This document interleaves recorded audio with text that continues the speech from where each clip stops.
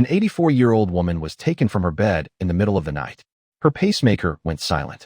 Her doorbell camera went dark. And the only person the FBI arrested in this case had nothing to do with it. Welcome back to Cold Case History. I am going to walk you through every detail of this case: the footage, the forensics, the suspect behavior, the DNA, and the digital evidence trail.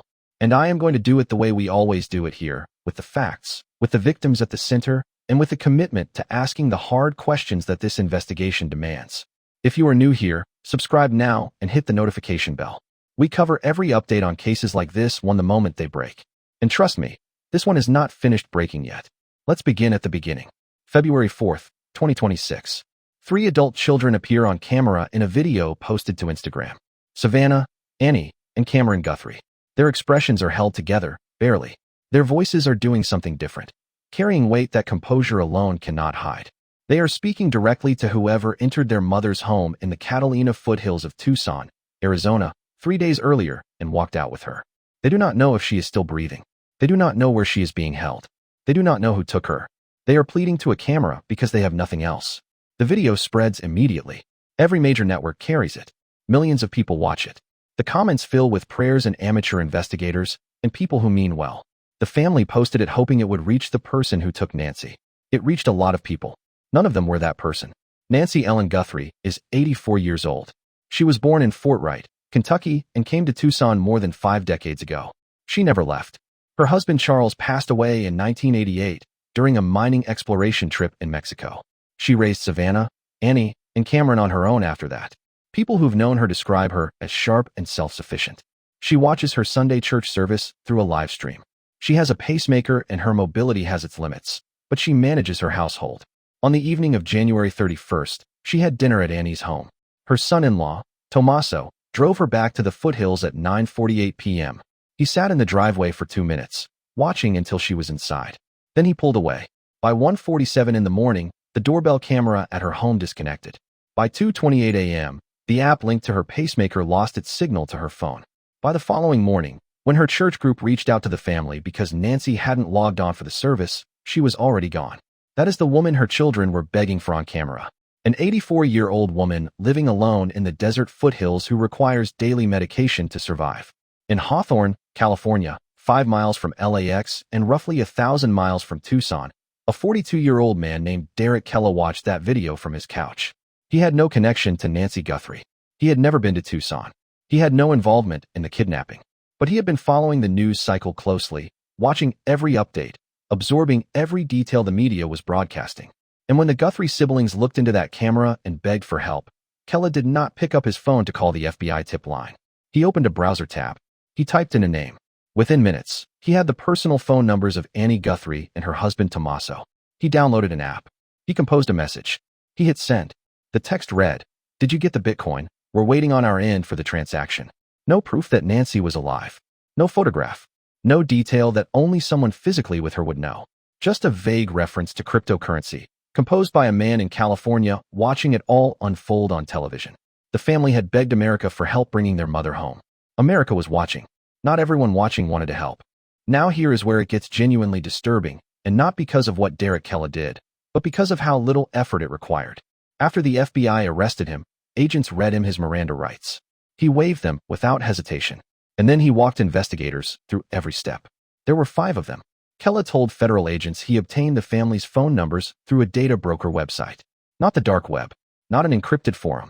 A commercially available, legally operating service that compiles public records, property filings, social media profiles, and commercial databases into searchable personal profiles that anyone can access for a small fee. He did not breach any system. He did not exploit any insider connection.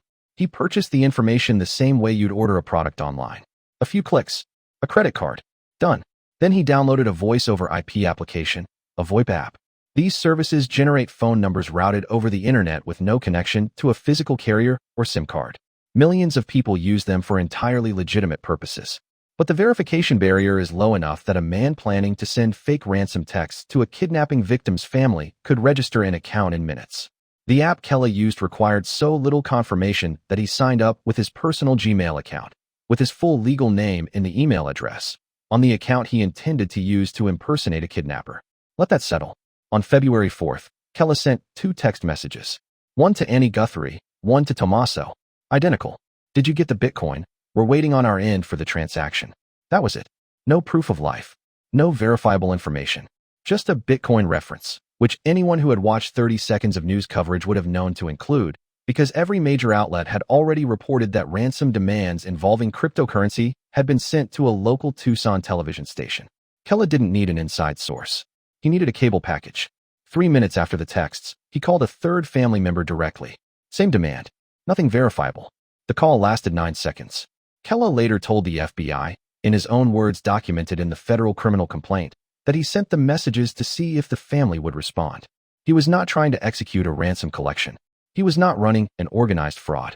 He was probing, testing, checking whether a family at the lowest point imaginable, desperate for contact from whoever was holding their mother, would engage with a stranger pretending to hold the answer to her survival. 5 steps. A data broker website, a free app, a television, and a willingness to send those texts. That is all it took. If you're still here, subscribe, because cases like this only work when people stay and tell us where you're watching from. I love seeing my global family represent. Drop your country or city in the comments. While Derrick Callella was browsing a website for phone numbers, 400 investigators in Tucson were sweeping the desert with helicopters and signal detection equipment.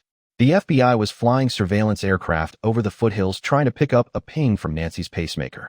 Agents were circulating images of a distinctive gun holster to every firearms retailer in the region. 400 people searching for one woman, and one man on a couch in California looking for a response. Callella assumed the VoIP app made him invisible. It did not come close. The FBI traced the account back to an email address. The email address was derrickcallella@gmail.com, his full legal name. The IP address tied to the account pointed directly to his residence in Hawthorne, California. The complete digital trail from the fake ransom text to his front door was reconstructed in under 24 hours. On the morning of February 5th, an FBI SWAT team arrived at his home. Not plainclothes agents with a polite knock. A SWAT team. Because when a ransom demand arrives in an active kidnapping investigation, investigators cannot afford to assume it is not real. Every communication is treated as though it could be genuine, and they responded accordingly. Callella confirmed everything. The data broker, the app, the texts, the phone call, the motive. He wanted to see if they would respond. This was not his first time finding the edges of the system.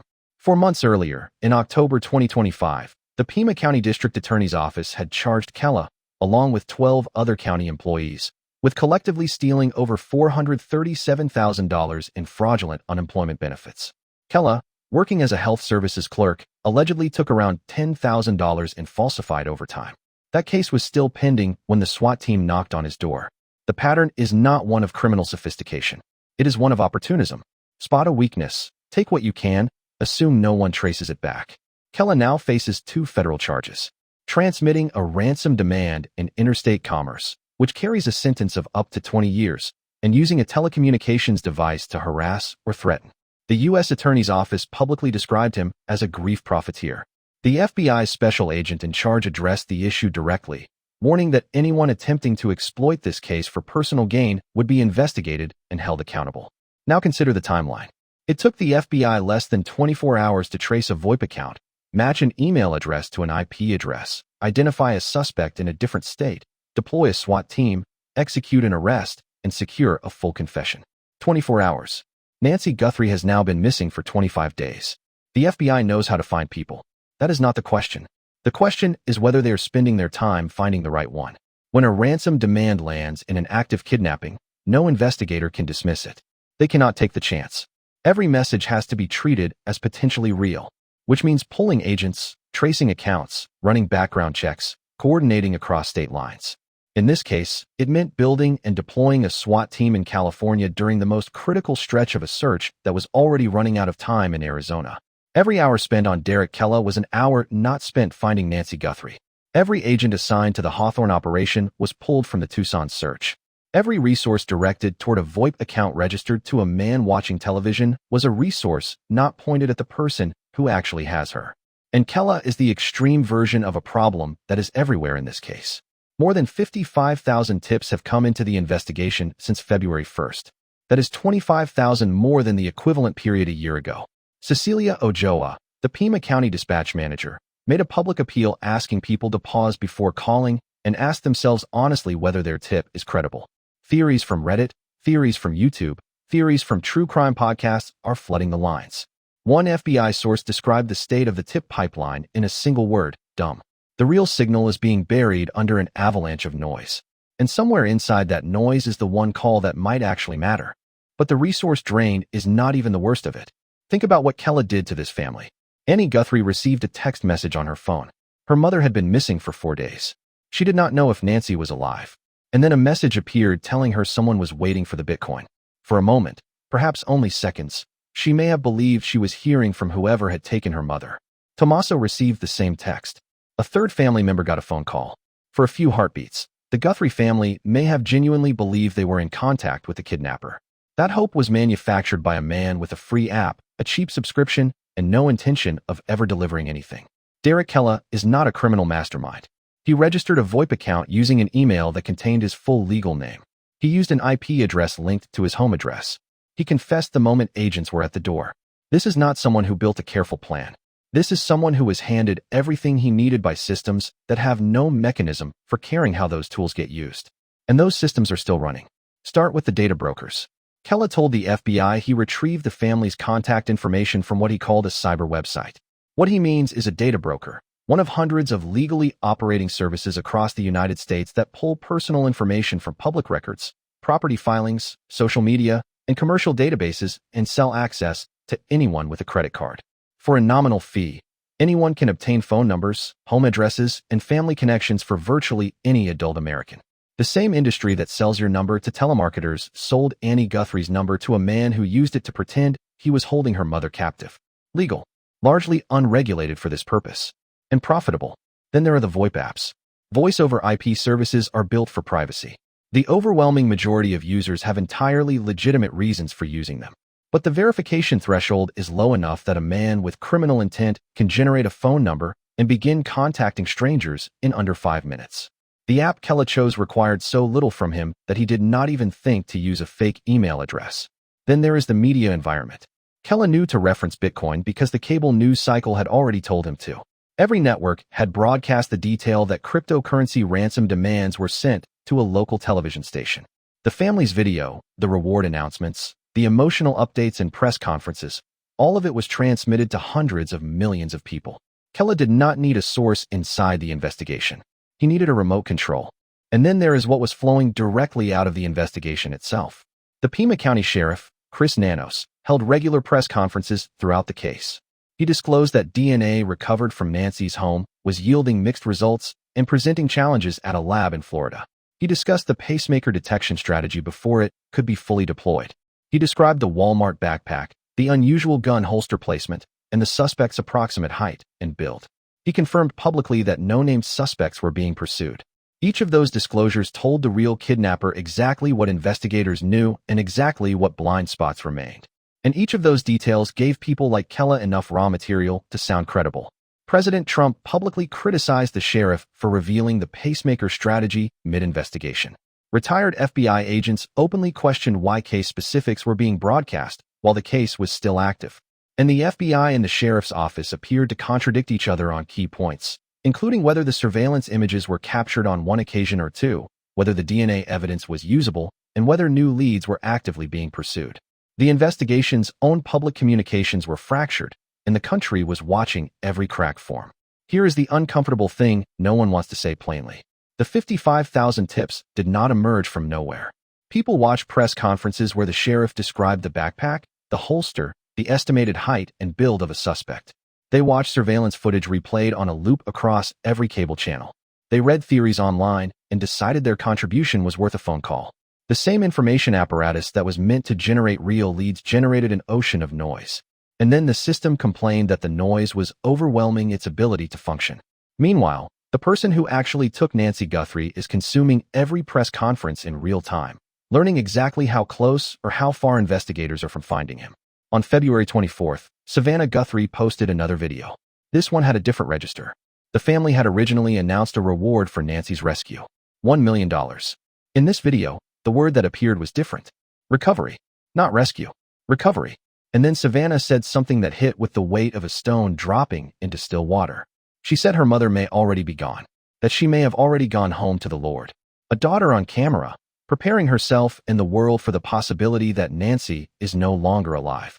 24 days in, and the only arrest in the investigation is a man who had nothing to do with it. The person who took Nancy Guthrie did not stumble into this. Surveillance footage recovered from the back end of her Nest doorbell system, after the device was physically disabled, shows a masked and armed man on her porch. Multiple sources confirmed to various outlets that the images were captured on at least 2 separate visits, meaning this person came to her home before the night he took her. He knew she lived alone. He understood her physical limitations. He studied her patterns. He carried a firearm holstered in an unconventional position between his legs and wore an Ozark Trail backpack sold exclusively through Walmart. He covered the doorbell camera using foliage from a potted plant on her porch. And then he took her. This was planned. It was researched. It was executed with patience.